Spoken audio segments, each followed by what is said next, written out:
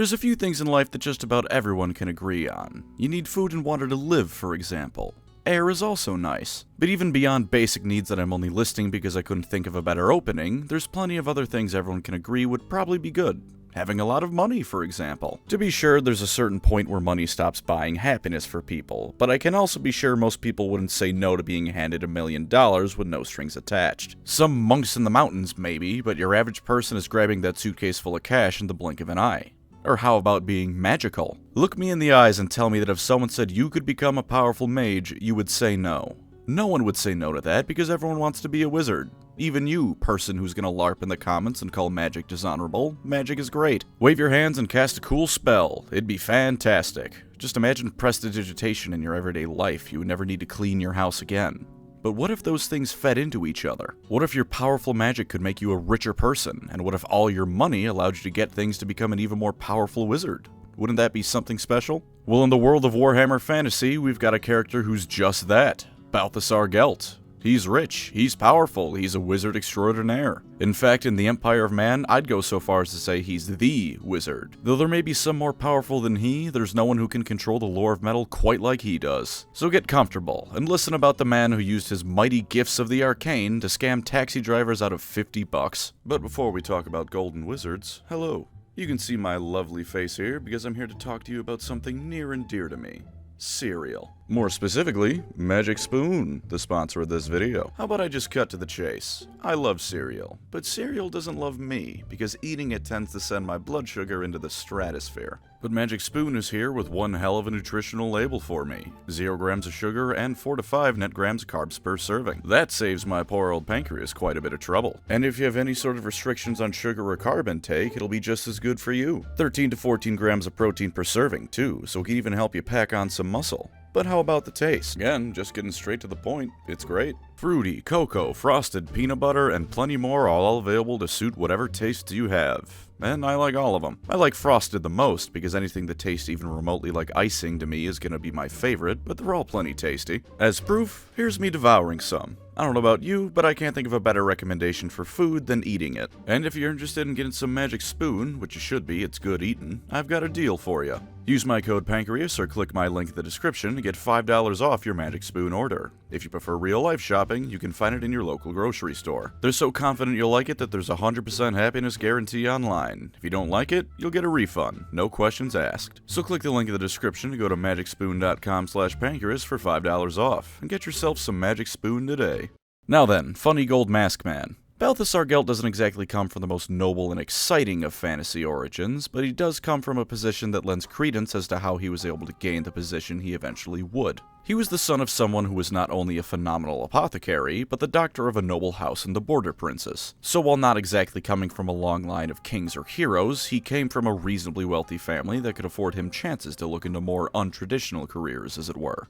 Indeed, he appeared to be quite talented at creating medicine, doing far better than even those with decades of experience on him. He also had an almost instinctual grasp on the properties of various minerals and herbs, like a somewhat less full of himself Dr. House. His true passion, however, was alchemy. Presumably using the wealth both his family and his own works had given him, he was able to travel the world and study under the most intelligent people the lands had to offer. Tylea, Araby, Estalia, beyond. Everywhere he went, he would not only learn everything his teachers had to teach, but almost always he'd end up being able to teach them a thing or two. By the time he finally came to the colleges of magic in Altdorf, he was admitted into it with absolutely no questions asked. He was just that damn good. Except everything before that bit was very possibly just a lie. Gelt fooled all of you. Because while it's true he was admitted without a formal apprenticeship due to his impressive skill, no one actually knows where he comes from or what his backstory is. He certainly isn't being upfront about it, and any investigations that have been conducted to explain who the hell the Magic Metal Man is have come up short. They do occasionally find people who have dealt with him before, but whenever they bring him up, the conversation abruptly stops. Maybe he's threatening them, or maybe that previous story has some truth and they're embarrassed he showed him up. For all we know, he put a curse on everyone who's talked to him so that they explain who he is, they turn into gold on the spot. We do at least know how he arrived in Altdorf. He came on a merchant ship from Marienburg after paying for it with solid gold bars, which days after arriving in Altdorf turned into solid lead bars. The ship captain put a bounty on Gelt's head for fooling him like that, and to my knowledge it's still there to this day. Jumping ahead a bit, this means the holder of one of the highest positions in the entire Empire of Man has a bounty on his head.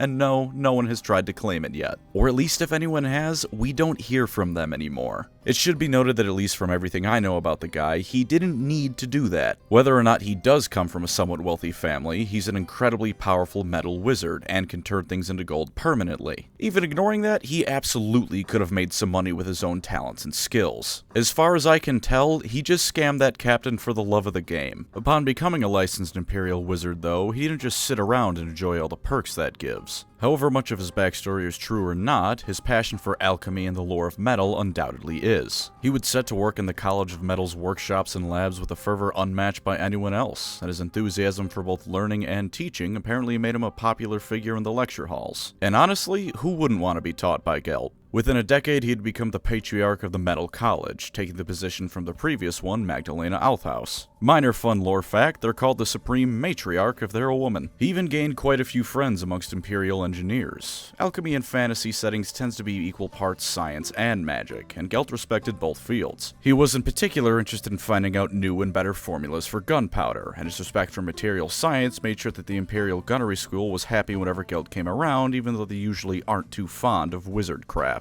Maybe he should have been a bit more careful with some of those experiments though, because one day something went rather explosively wrong. The specifics of what exactly happened, like many things about Gelt, are a mystery. Truth be told, it could have been any number of things. Messing around with gunpowder is asking for trouble at the best of times. The same could be said for magic in this setting, and Gelt, being a lore of metal wizard, had bravely devoted his life to digging around with the dangerous parts of both reality and unreality. For all we know, that ship captain that put a bounty on his head got his revenge and snuck a bomb in or something. We don't even know how he came out of this whole affair. Is he horribly disfigured, or is the skin beneath his golden mask now the purest living gold? We don't know and never will, because Gelt refuses to take it off. That second option would be incredibly funny though, given the Tomb King's existence and Cetra's demand prior to his death. Turns out living gold bodies are easy as hell to obtain. Just blow yourself up. That may be the reason he hides behind the mask, actually. If he really did have golden skin and Cetra found out, the Empire of Man would be crawling in Tomb Kings until they kidnapped him and forced him to recreate what happened. This accident wasn't the wake-up call to either calm down or find a new profession, as it probably should have been.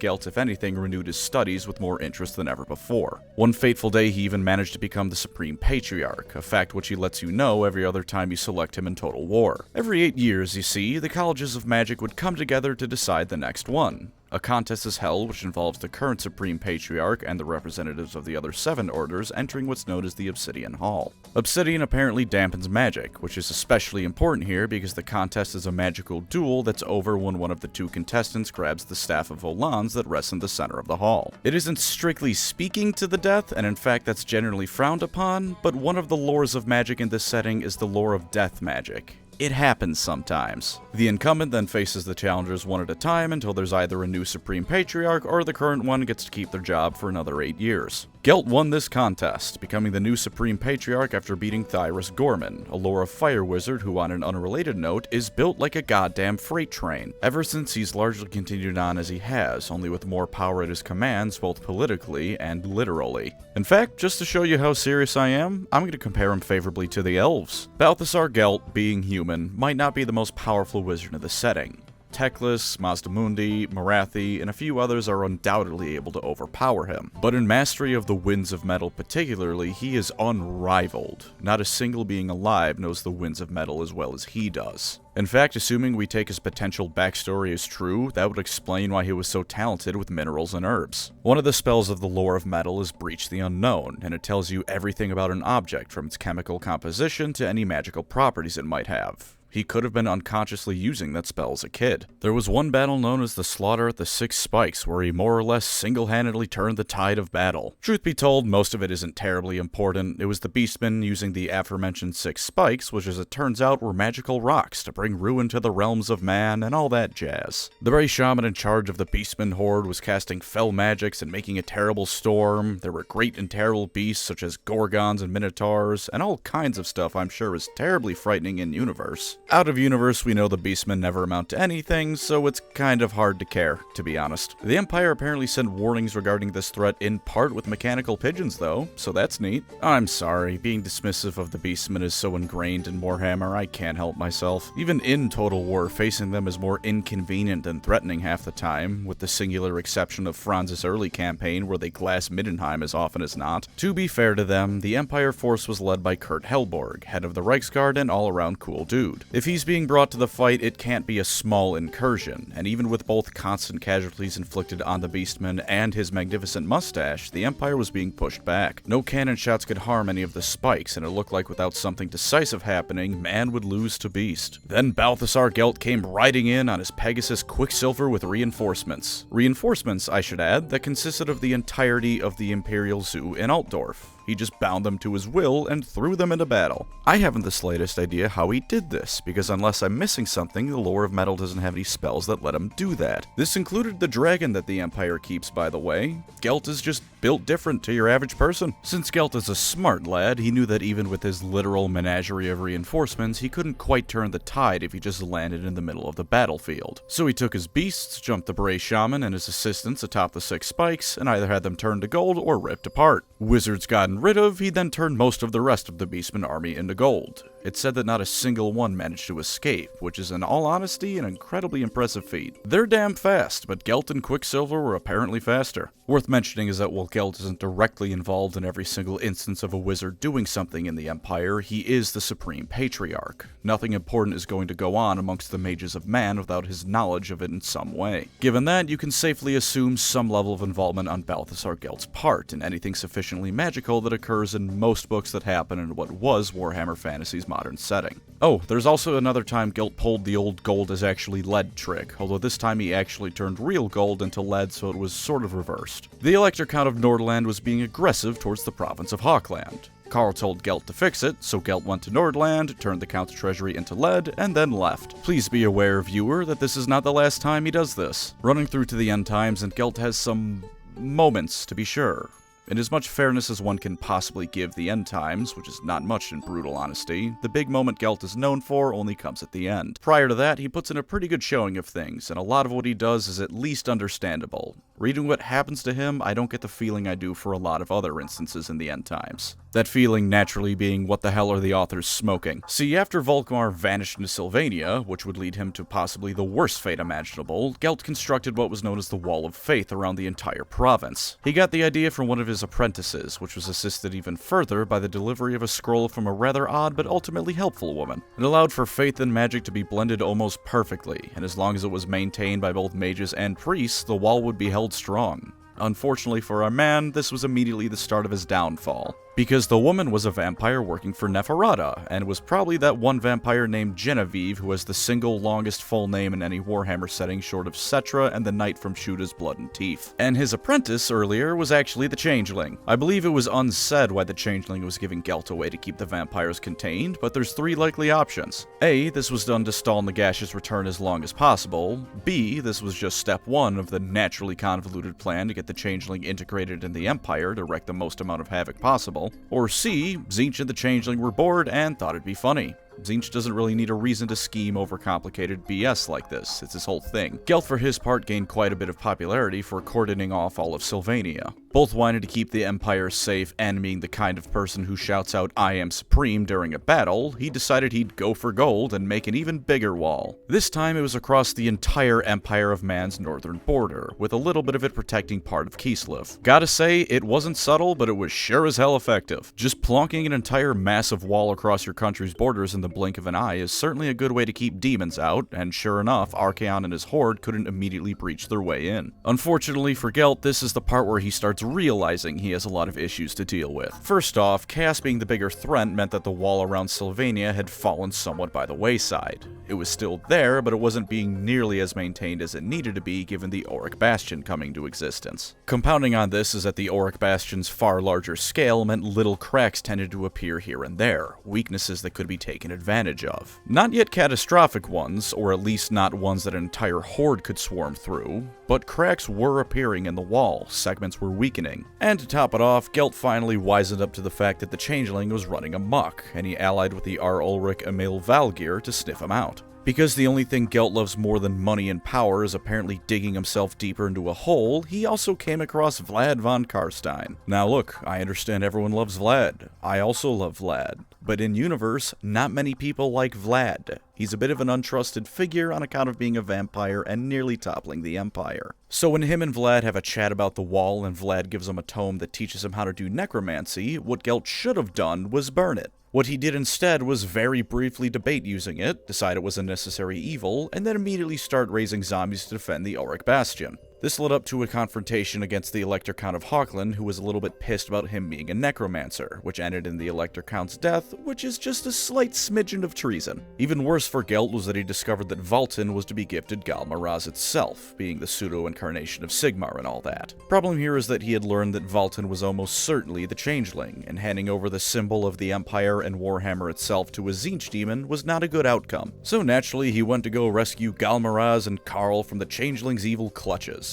And then when his desperate argument that more or less amounted to "please trust me, Mr. Emperor, he's for real a bad guy" didn't work, he just gave up and started summoning zombies to try and kill Valten with. Shocker, not only does this not work because Kurt Helborg held him off, but Valten wasn't even the Changeling. It was the Ulrich. This was promptly dealt with, but by this point Gelt had lost any semblance of faith in himself and wandered off to be one of Vlad's many hanger-ons, since he clearly couldn't handle independence. Worse off for the Empire than just losing its supreme patriarch was losing the Ulrich Bastion. Because it was supported by wizards and priests, it needed a constant stream of both faith and magic to keep it going. And when it turns out the guy who created it was a necromancer that tried to kill the dude who was probably your main god reborn, no one was exactly feeling the Ulrich Bastion anymore. Whether or not this was Tzeentch's ultimate plan, or if it was just a happy consolation prize instead of Galmaraz, I'll leave for you to decide, but at the end of the day, the wall came down, and Chaos can now invade the Empire properly. He and Vlad, for their part, create one hell of an undead army to fight Chaos with, and at Averheim, he eventually manages to have another moral compass turnaround and binds himself to the winds of Shamon, purging the dark arts of necromancy from his mind. Funnily enough, though, he isn't done agreeing with evil bastards, because he and Malekith are the only ones who say that Nagash isn't someone the incarnates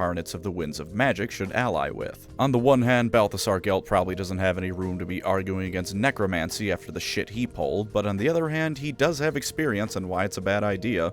Also, Nagash. I get it, come Age of Sigmar, I'm Nagash's #1 fan, but we're still in fantasy here. Do not trust this man. You can't even say that with a straight face. This isn't a man. This is a god.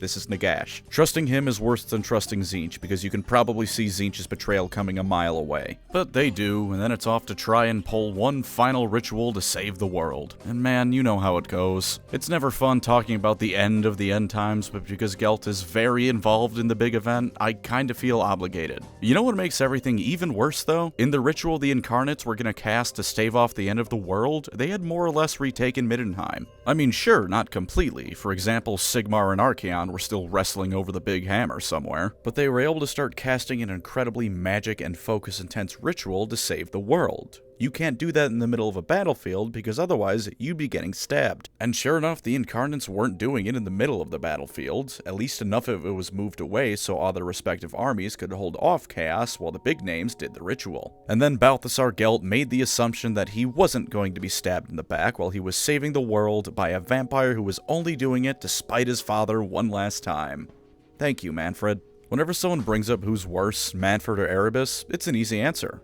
Erebus gave us 40k. Manfred removed the amount of Warhammer that exists in the universe, because he wasn't involved in any way in Age of Sigmar's birth when it comes to in-universe actions taken. Not intentionally, at least. He had no idea the Mortal Realms would come about. He just wanted to spite Vlad, so he stabbed Gelt in the back. With that, unfortunately, the tale of Balthasar Gelt ends here. A great, if by no means unselfish hero who died trying his best to save the world. Even if he only did it so he could continue to accrue money and power, hard to argue with someone trying to save the world no matter their motives. So on a completely unrelated note, let's talk about this Balthas Aurum fellow. He's a Stormcast Eternal who has a strange idea that the world that was is where he's originally from in some regard. He's so talented in the lore of metal that it's as if Shamon recognized him somehow. He's met Nagash, who outright said he was looking forward to having him under his thumb again, and he has a mount named Quicksilver. He also rarely, if ever, takes off his golden face mask. Golly gee willikers, guys, who could this fella be? Did you know Aurum is the Latin word for gold? Could be anyone, this guy, truly. Our reborn as a superhero friend may not know who he truly is, but we do, and enough important people do as well that I wouldn't be surprised if Sigmar specifically sought his soul out. Temporary traitor or not, he nearly saved the world when push came to shove, and he continued being the little scammer we know and love, only now at the level of a demigod of war. Remember that business with the Elector Count of Nordland? Well, this time, there was once a city that was rebelling against Sigmar. It was phenomenally wealthy, and as a result had gathered quite the mercenary army to keep itself safe. This would have been a war that while Sigmar's forces would surely win, would cause no small amount of casualties for even the Stormcast Eternals. So Balthasar Gelt, who had no idea this is the second time he pulled this stunt, flew into the city, turned their massive stored amounts of gold into granite, and because no one was paying them anymore, the mercenaries just left. Naturally, the city also surrendered, and likely had to face the mother of all economic crises in the aftermath. Also, please be aware that a good portion of his motivation for this was that the city had some stuff in it he wanted for his research. So he threw the entire thing into an economic recession. He features in the book Soul Wars, which I won't really go through, but it's a good read. I will go through the short story The Library of Forgotten Moments, though, because aside from being about his quest to discover who he was, it also has some glorious payback. The story, sure enough, begins with Gelt seeking the Library of Forgotten Moments. He's a Lord Arcanum now, and by his own words, their chief goal above all others is to fix the reforging process of the Stormcast Eternals. But also by his own admission, he's got some more selfish motives. He needs to learn who he was. He has to. He more or less outright says that even if what he learns brings him to madness, it'll at least put him further on some sort of path. There's also a pretty interesting moment where his mount, Quicksilver 2.0, goes at what appears to be light speed. Not important, but damn cool. He reaches the library with what seems to be little fanfare all things considered, and is granted access by its undead caretakers. This is all in Shyish, by the by, since where else would a library about a dead world be but the land of the dead? And as he goes deep into the library, he finds a book in a language not from the mortal realms, but one he for some reason knows is familiar to him.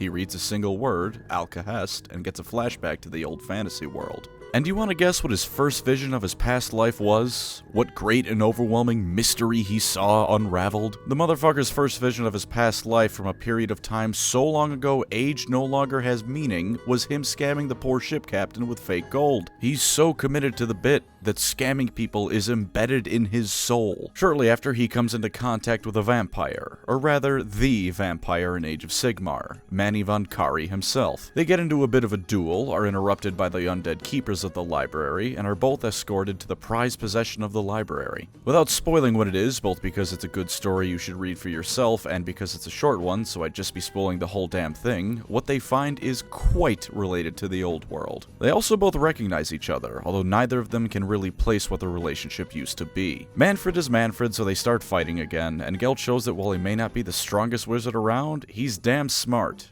And also a Stormcast now, so he can throw hands physically when need be too. The story ends with Gelt on the cusp of potentially learning who he once was, and only time and future book releases will tell if he truly finds out here. Now with all that said and done, Gelt to my knowledge has no special rules on the tabletop. He's had quite the honors in his stories, having spoken with Sigmar himself and surviving an encounter with Nagash, but no rules, which is a shame. I can honestly understand him not getting a model because he always wears the mask, so you can just call a Lord Arcanum Gelt and be happy with it, but some rules would be appreciated. He's also not in the old world either, slightly more understandably though, because this is a good few hundred years before his birth. And just to further rub salt in my wounds, Total Warhammer keeps crashing on me. I changed the mod list, updated and reinstalled some mods, and then just turned them all off. Still randomly crashes when I attack a settlement. Although random might not quite be the word, because it'll repeatedly crash on the same settlement when I reload. So unfortunately, properly getting footage or even just the damn screenshots like I somehow managed to squeeze into a video about gameplay without feeling any amount of shame isn't gonna happen. TLDR though, with him moving to Cathay, you can now truly blast Fortunate's son while you bombard everyone with a cheap cast of Searing Doom from his Pegasus. Especially if you install the Immortal Empire's Expanded mod, which adds Koresh. Rather disappointing, both because I'm losing out on a chance to play Total Warhammer for my job, and because I'd written the entire script for Do or Don't Total War Gelt. It was another 4 pages, so my apologies for that. I'll have that fixed up for next time I do one of these. Thank you as always to my wonderful channel members. You were the gold turning into lead trick to my Gelt, a crucial part in me BSing my way through all these uploads. If you'd like to support the channel, feel free to subscribe or become a member. Either way, thank you for watching and take care out there.